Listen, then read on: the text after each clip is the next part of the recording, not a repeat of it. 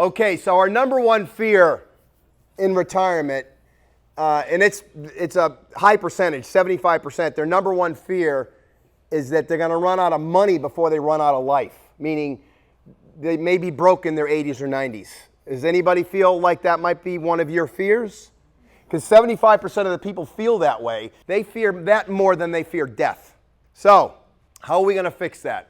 Your number one fear in this room might also be this guy right here. Can I sell my shares and avoid taxes, or can I get my tax exclusion?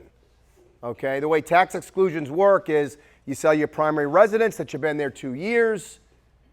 If you're married, you each get a $250,000 exclusion, meaning you could sell your house for $500,000 and not pay any taxes on it. No long-term capital gains.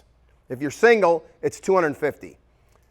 My understanding is you guys are getting just under $250,000, right? Or a little bit under $250,000. So it's not here's the problem.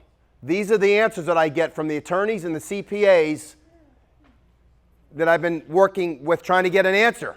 It's been very frustrating. Been at this 36 years and I can't get an answer. Well, I talked to an IRS agent that just retired after 40 years on the clock, and she says, look, I know this code like the back of my hand. What's your question? So I started telling her the story about the co-op and the fact that you guys were selling your land, and before I could finish, she said, are they selling the modular structure that's on the land? I said, no. She said, no exclusion. Now, that's not what I heard from the tax attorneys. That's not what I heard from some of the CPAs. It's just like, let's flip a coin and give this guy an answer.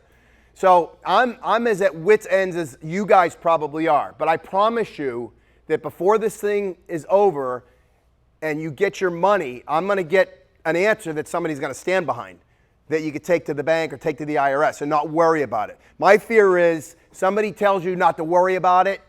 Maybe they won't catch you. That's not the right kind of advice you want to get.